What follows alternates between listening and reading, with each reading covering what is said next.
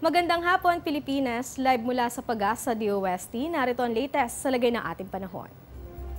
Sa maaliwalas at mainit nating panahon na nararanasan sa buong bansa, localized thunderstorms o mga panandaliang pag-ulan na may kasamang pagkidlat, pagkulog ang naranasan naman sa ibang lugar sa buong Pilipinas. Kaya naman wala pa pong epekto itong low pressure area o LPA na ating binabantayan sa labas ng Philippine Area of Responsibility o PAR. Ayon sa Pag-asa, as of 2 p.m. huli pong namataan ng LPA na ito sa layong 1,730 km east ng Luzon. Mababa pa rin ang tsansa na ma-develop ito bilang isang ganap na bagyo. Bagamat ang mamayang gabi o di kaya'y bukas ay inaasahang papasok ito sa loob ng ating PAR line.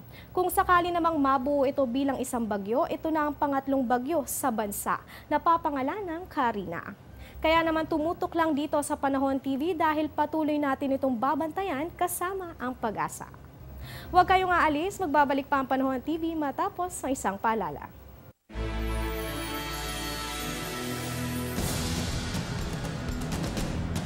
Mga dapat dalhin ngayong panahon ng tag-ulan. Laging magbitbit ng payong at raincoat. Magsuot ng waterproof na bota upang maproteksyonan ang paa sa baha. Magdala ng towel bilang pamunas kapag nabasa ng ulan. Mahalaga ang first aid kit para maibsan ang karamdaman o maiwasan ang mas grabeng pinsalang dulot ng aksidente. Tandaan na tuwing panahon ng tag-ulan, iba yung pag-iingat ang kailangan.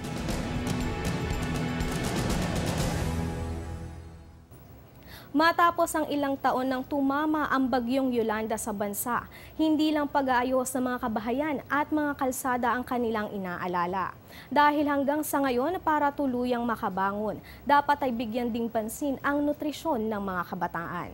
Marami pa rin kasi ang walang sapat na makain sa lugar dulot ng pagkasira ng kanilang pangkabuhayan.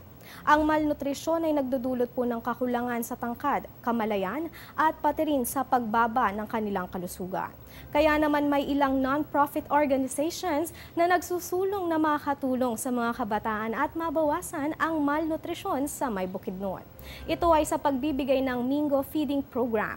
Ang Mingo ay isang powered complementary food na gawa sa bigas, munggo at malunggay. Sa ngayon, meron ng halos 200 kada araw sa loob ng 6 na buwan ang nasusuplayan ng Mingo.